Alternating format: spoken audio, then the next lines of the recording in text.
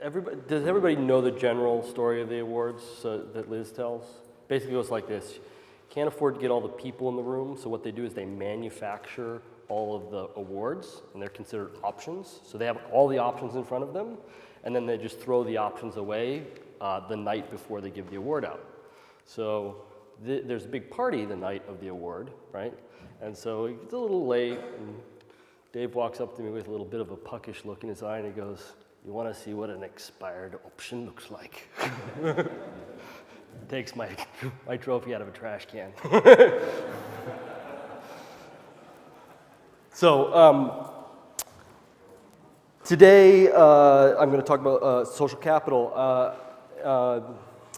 Excited, the previous two speakers in this room at least really set me up for this. Let me give you guys a real quick background on me. I'm the CTO of a company called the Library Corporation. We provide library software to some of the largest libraries in the world, including LA, Chicago Public School Systems, and the nation of Singapore's library system, which is the largest library in the world. We actually, part of the reason I got into Lean was because we built a cell manufacturing system in their basement because they process between 5,000 and 10,000 books a day into their library. Kind of crazy. My blog, you can find me there. This down here is a say at me. If you guys hate my talk but don't want to confront me face to face or let me know who you are, you can send me anonymous feedback there. I love the tweeters, so that's how I kind of get some feedback quickly afterwards. I also tend to, because I'm a CTO, I like to point out that my job description that I've written for myself is a bit different than other CTOs. I think most CTOs kind of have this first part in, which is, you know, they're the kind of ivory tower visionaries who are going to figure out what the technology for the company is going to be 5 to 10 years from now. In my company, one of the roles that I've taken on is to enable the teams themselves to do that, and so that we get more potential options, we get more potential insights into the future. And by increasing the variety of insights, we think we have a better outcome in the end. So that's the unique part about what I do, I think. It's a little different. So if you guys all have some paper, I'd like you to do something. This will be an exercise. I'll come back in a minute. I'd like you to write down 5 to 6 words that describe the ideal properties of your software architecture. So I'm going to give you guys a minute to do it, and there's the timer. So 5 properties that you would like your software architecture to have. These are, you know, often something-ility. Probably not fragility is probably not one of them.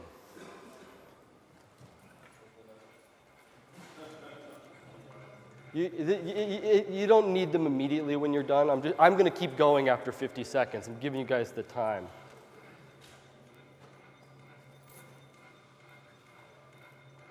Are there war drums happening somewhere? What's that noise?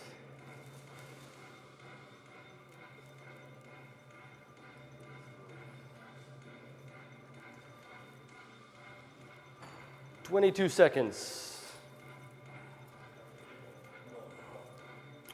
What are the 5 ideal words describing your software architecture?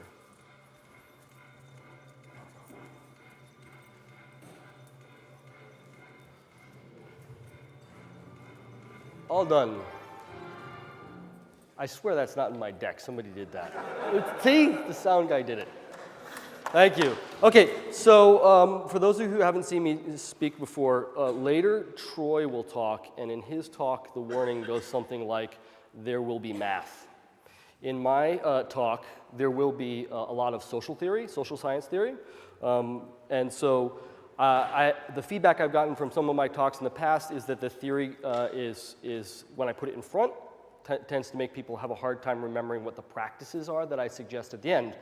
So I've changed it by giving you the practices first. This is not how we did it in real life, right? We researched the theory first and then came up with the practices after, or we co-evolved the theory and the practice together. So we didn't come up with the practice and then justify it. So I just want to make that clear. So here's some of the practices that we use at TLC based on our understanding of social capital. The first one is that we consider our Kanban boards models of interactions of social systems, right? So one of the first things you can do when you get back to your business, you look at your Kanban. How many people run Kanban systems, Kanban boards? Okay, good. So you can go back and you can look at your value stream, your Kanban system, and reimagine it as a linear view of a social network. Now, I'll explain what a social network is, and we're going to get there. But you can think of your Kanban as simply being a linearization of a social network. This has some specific uses, and I'll show you why it's useful to think of your Kanban board that way. The second thing is to understand the concepts of embedded embodied experience and skills, and the fact that making people capable of moving instead of trying to bring the work to the people at all times enables different types of behavior. Patrick's talked, I think, a little bit about this, or this is a subtly different view on that. And so I'll talk a little bit about embedded and implicit and tacit knowledge and how that affects social networks. Out of that concept, we do something we call swarming. The swarms are not the kind of traditional Kanban swarms. So traditional Kanban swarms, people swarm down when you get a bottleneck to try to alleviate the bottleneck. This is, we do something that looks like this. We have 5 to 10 high priority, high value targets in the company.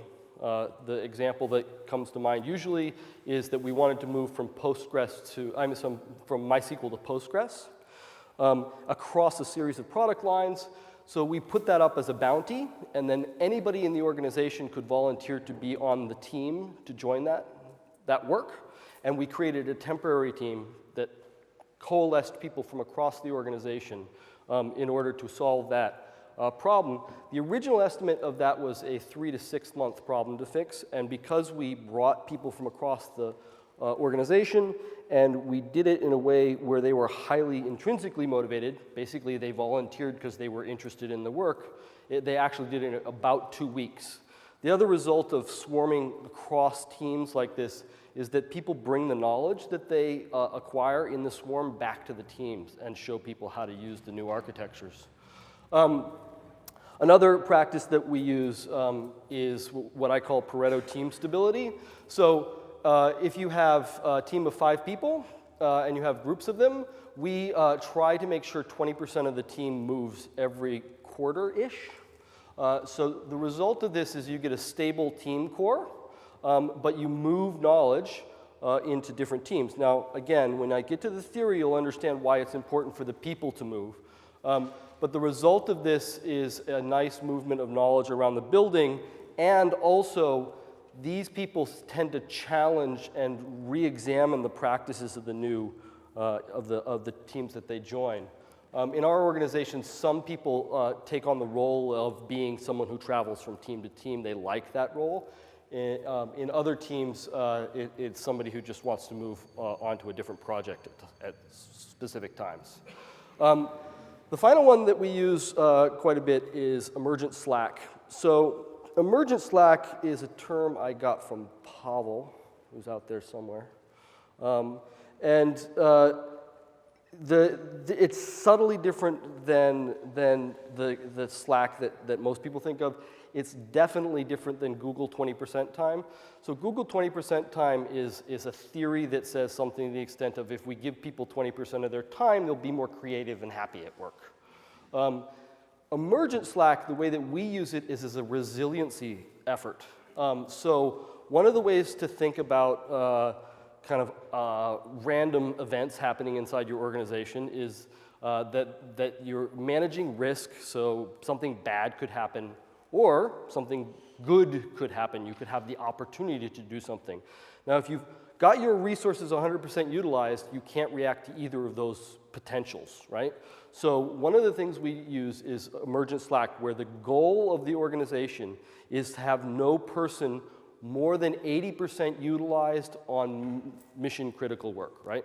So the goal is to have every individual in the organization have about 20% of their time working on interruptible tasks. So interruptible task looks like things like reading a book, maybe refactoring tests, adding unit tests, anything like that.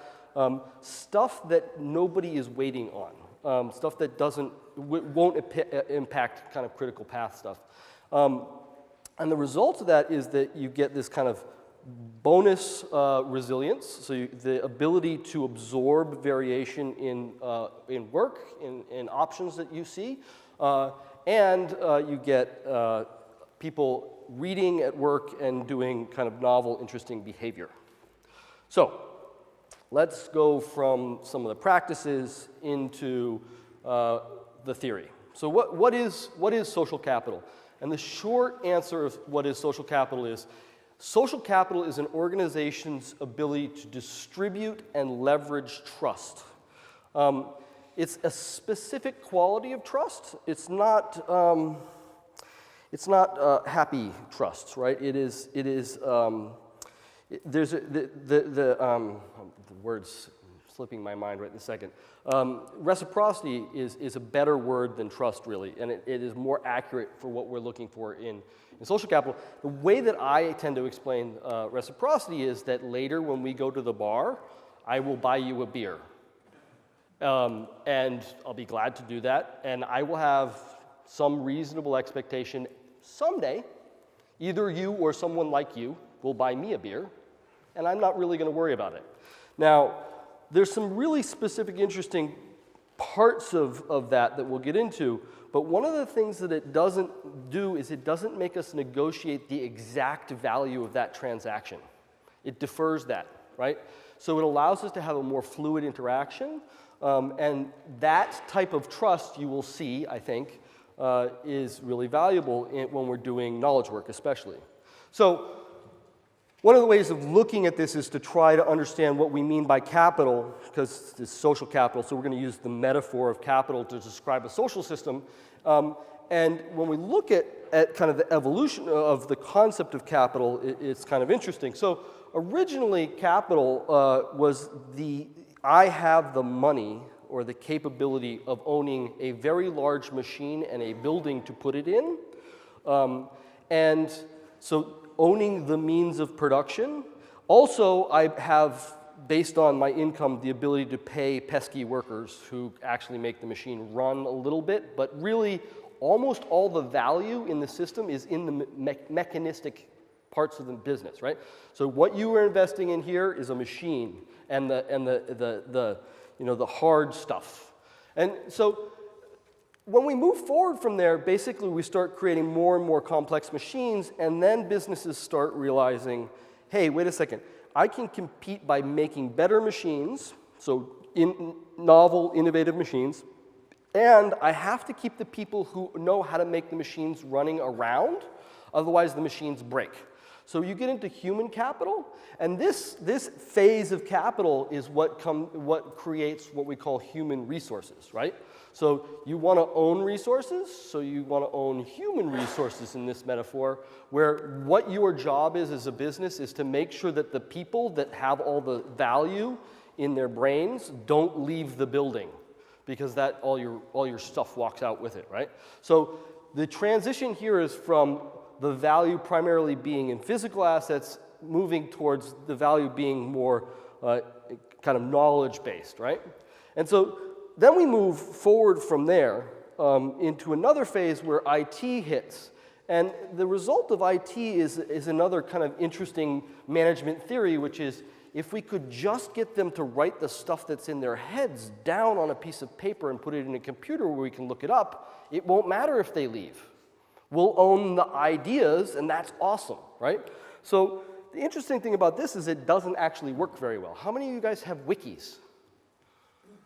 Do you guys actually keep them up to date and find them useful all the time, or is it difficult? You guys like it? Works for you? It's hard, right? Yeah. So that's my point, is it's hard, and I'll show you, I think, why it's hard. It's not, I'm not saying it's not useful, right? We all still have capital investments in hardware and stuff like that. But anyway, so this is intellectual capital. Now finally we move towards what I think we're moving, the kind of phase that we're moving into right now, which is this concept of called social capital.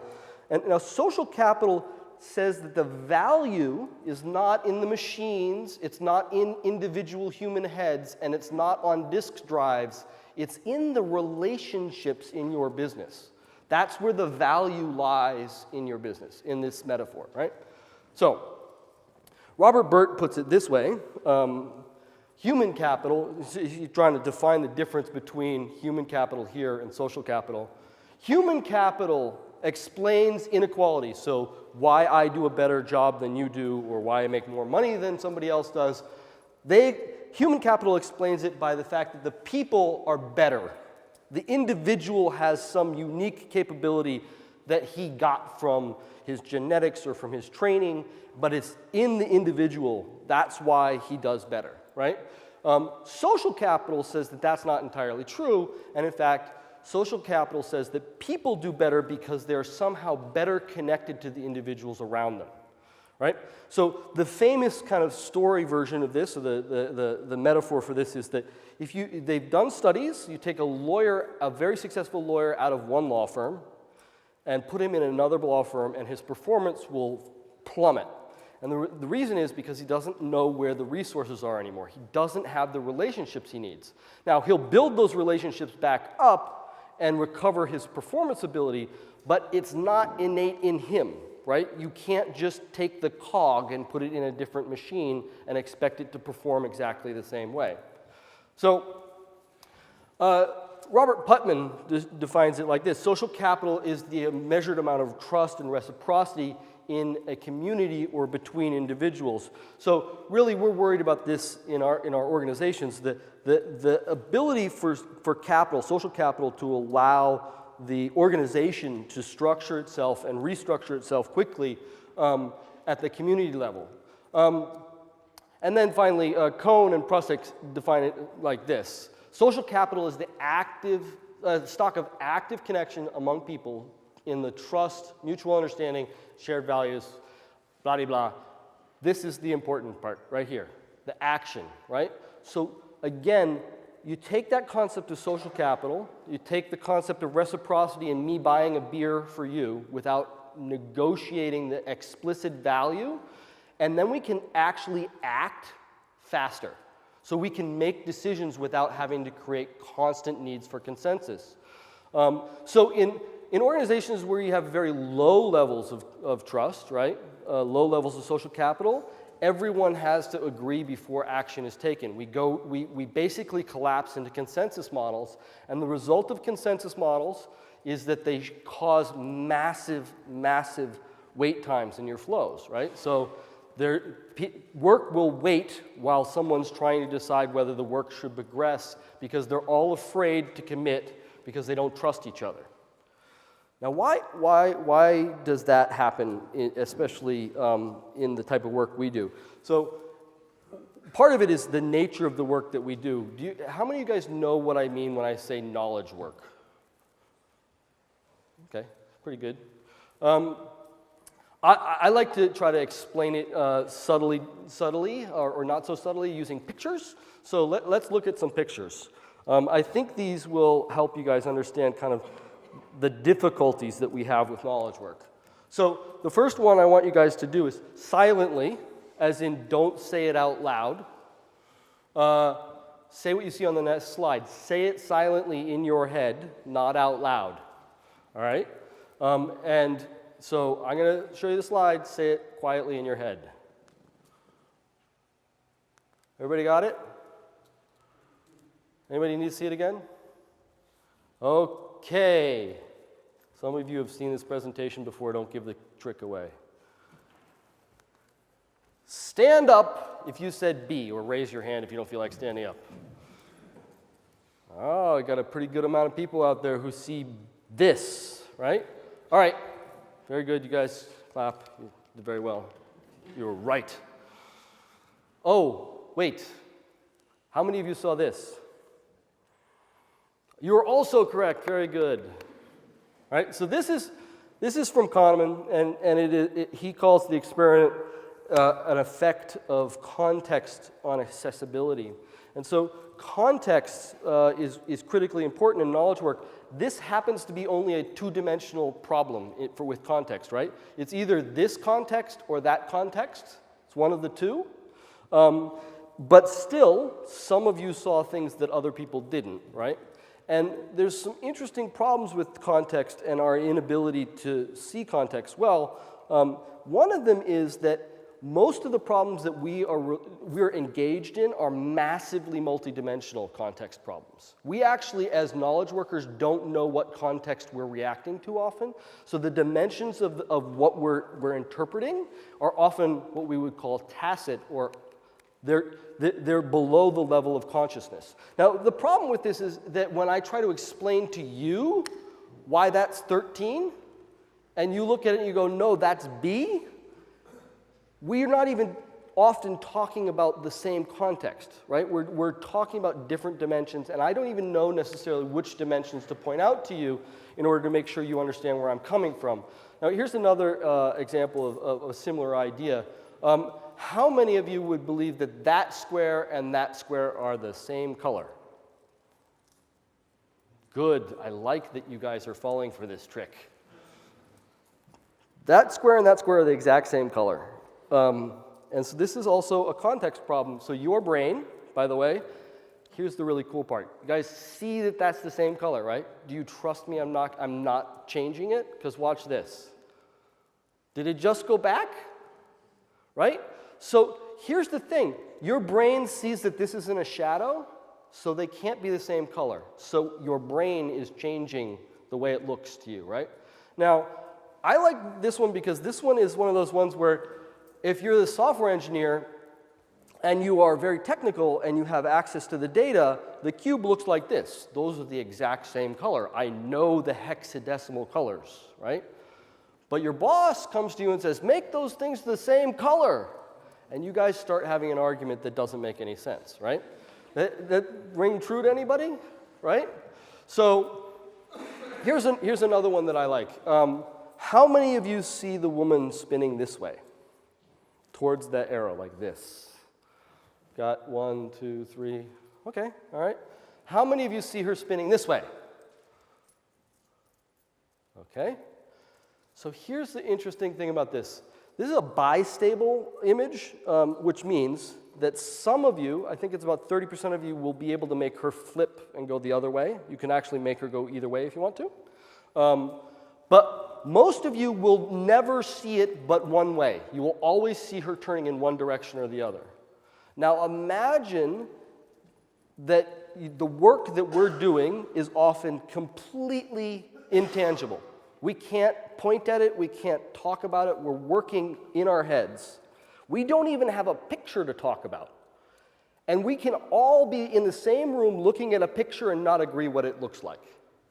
Right? The really basic level of this is something we can see and we still can't talk about it in a way that makes any sense. So the result of this is this really interesting problem. And this is, I love Freud for a lot of reasons. He's kind of funny most of the time, but I love this quote. Neurosis is the inability to tolerate ambiguity. So all of those examples, if you think about them in your kind of day-to-day work life, if you spent all of your time trying to remove the ambiguity from those questions, you would never actually solve them. Somebody would just have to give up, right? So I think she's turning to the right. I think she's turning to the left. I'm the boss. She's turning to the right. Okay, right?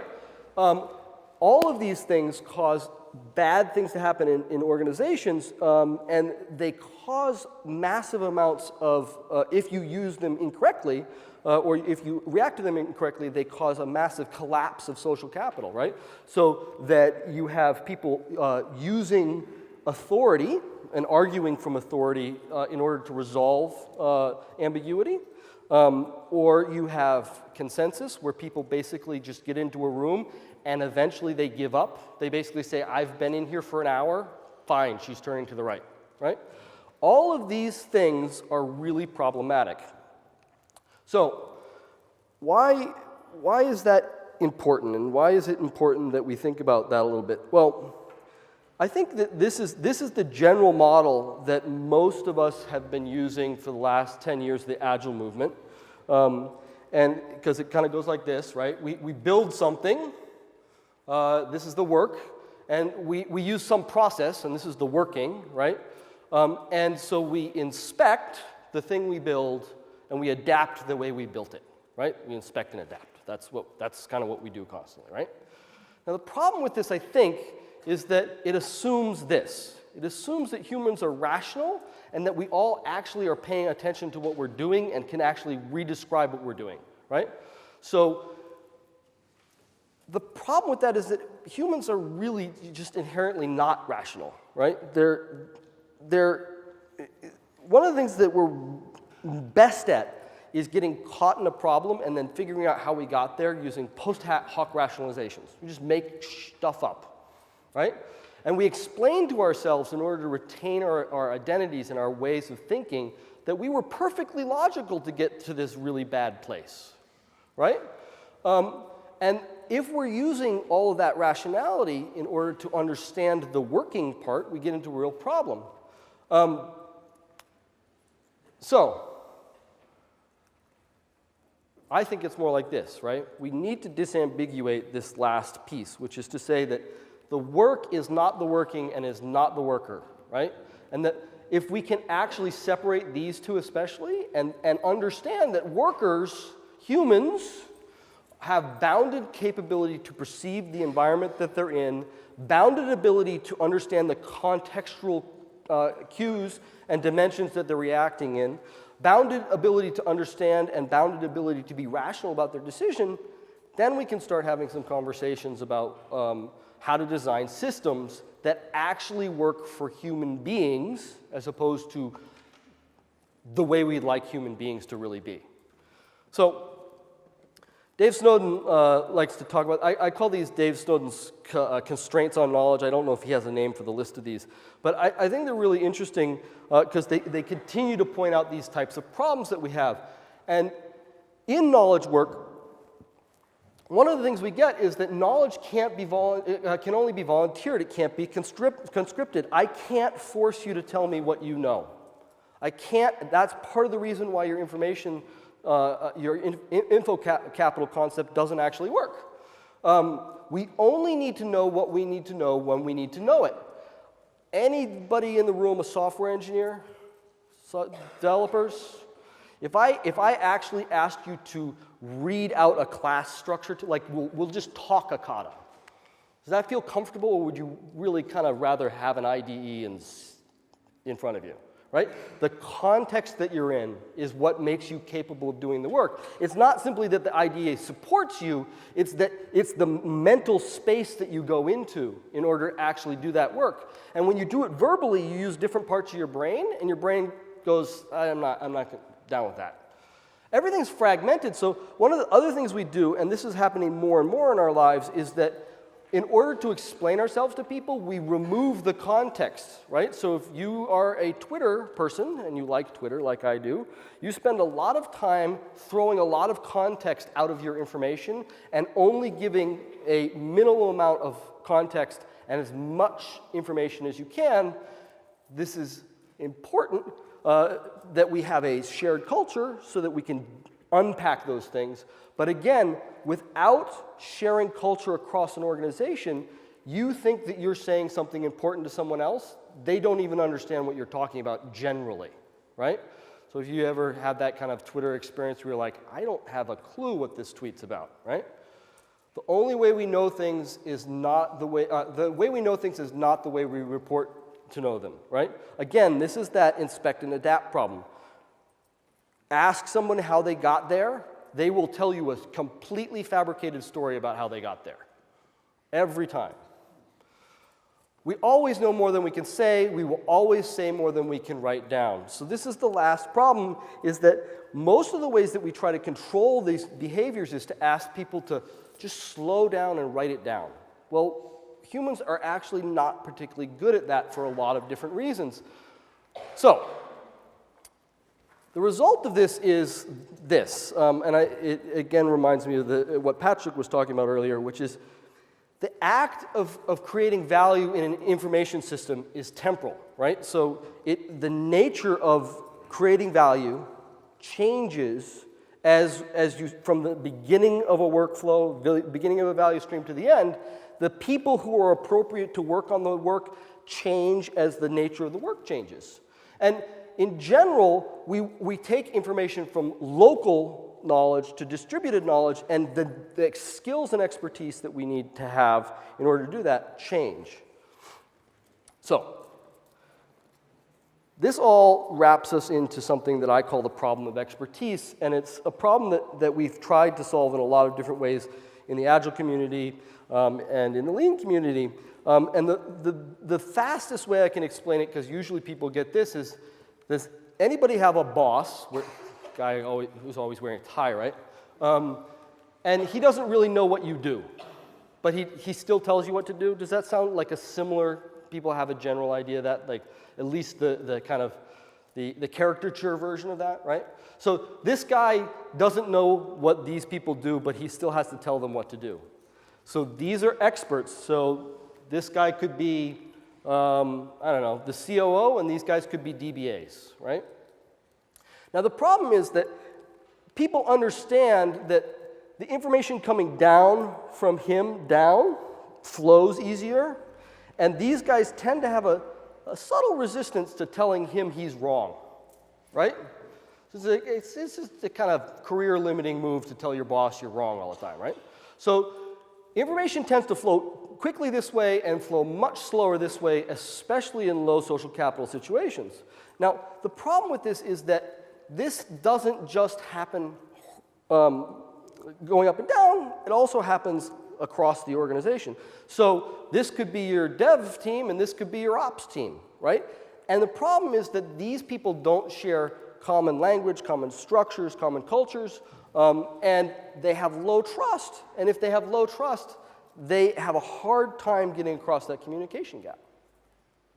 So this all impacts our ability to transfer knowledge and constrains human systems significantly. So information, skill, and knowledge are embedded in networks and relationships.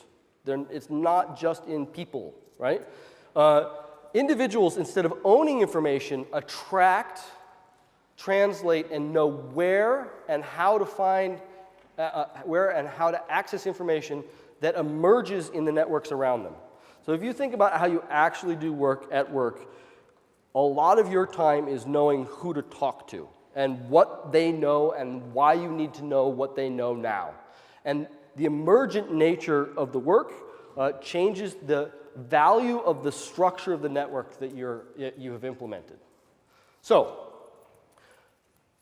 all of this has some specific impacts, these kind of intangibility and the nature of the emergent nature of knowledge work. And one of the first ones is that authority doesn't work very well, right? So authority becomes very problematic because it is, by nature, removes trust. It consumes social capital. When you use an act of authority to make a decision against the will or the ideas of the people around you, you consume social capital. So authority is very problematic. So we need to move from authority-based structures towards reputation-based structures, where people are attracted to the work and interested based on reputation, and managers and their coworkers' ability to explain what they mean well. The other thing that we see is that assignment doesn't work very well because we don't know what the experts know, right? So we have a hard time understanding what the experts know. That's the problem of expertise. And so we need to move from assignment to opportunity. And so when you think back to some of the practices that I started with, this is advertising the work. This is saying to people, these are all the work items that we have available. We would like you to pick which pieces you'd like to work on. And this move from authority and assignment towards reputation and opportunity creates a lot more resilience inside your organization. So, I'm going to really quickly explain how to use some social capital theory from a guy named Bert to work on your social networks. So Bert says the advantage created by a person's location in the structure of the relationships is known as social capital. The advantage is visible when people or certain groups of people have are able to do better, equally better than their able pairs. Blech. Anyway. So this is the traditional way that we kind of think about networks, right? And this is kind of the Brooks Law thing. The more people you have to talk to, the harder it is, so don't make your teams too big, right? And so this idea is pure information network theory, right? And so the problem is that, well, not the problem, but this leads us towards a specific idea. Bert calls this idea structural holes. And the structural hole here is simply the idea that this team and this team are separated. They're not connected, right? And Bert actually says that structural holes are critical to innovation and more effective teams. Can someone tell me how much time I have left? What time does this end? I have 5 minutes. Wow, I've been talking a lot. Okay, so let me go through Bert's stuff really quick. So he calls this a structural hole, and the only important part is that this part is not directly connected to this part. Now, if they were connected, you get a homogenized, overconnected network, and here's the results of his studies. This graph shows you disconnected or lightly connected to highly connected, so highly constrained. And this is a power law of performance, okay? And so what it says is that as you begin to overconnect networks, as you begin to overconnect your teams and make everyone try to think the same way all the time, the performance of your system will rapidly fall. This is the opposite of what most people think about social networks, right? A lot of organizations spend a lot of time creating a vision and a standard process and a lot of standard documentation and ways of making people all behave the same. This says that will cause your performance to plummet. Why is that? The reason for it is explained kind of in biology terms. This is a concept called punctuated equilibrium. You have a bunch of snails, so you've got a bunch of teams. You isolate some of the snails from the other teams. The snails in this isolated population go through a rapid evolution. So they're exposed to more specific environmental constraints. And the result is that you get a differentiation of your team's behaviors. So I'll explain why that's important. But the important part to note is that when you isolate groups from each other, they evolve more rapidly to local environmental conditions. So we've got two teams, and they are separated by a structural hole, and they're evolving rapidly because they're not homogenizing. Now we need some way of doing something with that, and Bert's concept of that thing is called a broker.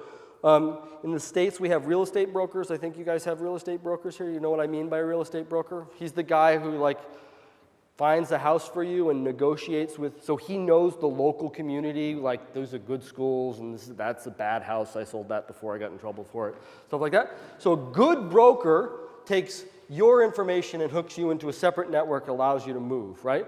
Other brokers, financial brokers, things like that, again, they connect different networks together in a way that information flows from one to the other. Now, the problem with brokers is in your organizations is they're really, really powerful because they know things that other people don't know in the organization. That's the point, right? They know what's happening in this team, and they know what's happening in this team. So There's ways of dealing with that, which we'll get to, but here are the really interesting things you get out of having a broker. You get, as a broker, the ability to see, access, and use alternative opinion, practice, and you get early access to new opinion and novel practice, and you get the ability to move ideas between groups. So here is the reason you want to be careful about that. Jim, you have that web server problem, and Toby, you have that web server problem, and I am a broker between your teams. There's two ways I could deal with that. I could sit back and wait for Jim to figure out the answer to the problem, and I could be like, Jim, tell me what the answer is. And I could go to Toby and be like, hey, Toby, I know the answer. I just stole Jim's social capital, right? I took credit for the work that Jim did. Now, the better way to do it would be to say, hey, Jim, Toby has the same problem you have. Temporarily connect the two people together. This causes something that Bert calls closure. And the result of closure is two things. Those people are experts, so I've removed myself from the expert problem, right? I don't have to know what they know, A. B, they know that I know both of them, and one of the things that humans do when they come in social contact with each other is they out-assholes, right? So if I'm a jerk, they go, Jabe's a jerk. And here's the interesting thing is that we all know that happens. So if I know that those two know who I am and that they're going to talk about me, I behave instead of not behaving. So one of the things to do when you go back to your organizations is to look at your Kanban boards, all right? So there's a specific type of awfulness in most Kanban systems, often hidden, and it's the infinite queue. And the infinite queue usually separates two separate social systems from each other because it's the place that your dev team pushes work that your DevOps team is going to have to consume. They do this so they don't have to talk to the DevOps team because that is boring, right? So the trick here is to find these. They're infinite queues. Sometimes if you have a full value stream system going, you can see them. They'll literally have a infinitely large queue, right? The other one is that this team has a Kanban board and this team has a Kanban board, and clearly work goes from this team to that team, but there's no column in between them. That's also probably an infinite whip, right? Now, you find these, and the next thing you do is look and see if there's a broker connecting them, because it's really important. And here is what I see when I go to most organizations is that this team, the dev team, reports to the CTO, or the operations, director of development, and these guys report to the director of IT, and somewhere up here they both report to the CTO and the CIO. Now, is this closure? It's not closure because this guy doesn't know any of these people, so he doesn't know what they know remotely enough to create closure across that network. Does that make sense? This type of behavior causes very bad behavior where these people use this guy to tell these people what to do, right? Causes more and more bad behavior. So that's one thing to understand. So you need to then basically create a broker that sits in between these two teams. It doesn't have to be anybody in particular. It could be anybody in the organization. You just want somebody who will go and sit in between the two teams and talk to each team. The other bad pattern that I see in a lot of things, a lot of organizations, strongly connected people are likely to provide highly redundant information. This is the scrum of scrums that everybody does, right? All these people come together and it works for a little while and then they all start telling each other the same thing over and over again, right? They don't really actually give each other information. And the problem is because they don't actually, this social network is not a good social network for spreading information. It's not the way people want to know how to spread information. This is how you should do it. Go to your value stream. Find a member of a downstream team and ask them to go to the upstream team's daily stand-up. Here's the result. This is your support department. This is your dev department. Your dev department's working on some funky little form. They release it. This guy's been listening to their daily stand-ups. something weird happens. People start calling on the phone. This guy goes, I know what happened, and I know who's been working on it, and I know how to find him, and he knows me. So he'll actually talk to me. And he just goes right over and starts the conversation. And that's me, because that's it. Oh, wait. Can I do 2 seconds, and then we'll do this, right? Conway's Law, right? Does everybody know Conway's Law? Conway's Law? All right, so here's Conway's Law. Organizations which design systems are constructed to produce things that are copies of the communication structures of those organizations. The corollary to this is, if you look at that piece of paper where you wrote down what you'd like your software architecture to look like, you should go back to your organization and say, how can my organization have these qualities? Because if my organization doesn't have these qualities, my software won't. Make sense? And you will find, I think, that that is an interesting challenge, and that social capital can help you guys achieve those things. Thank you very much for letting me talk.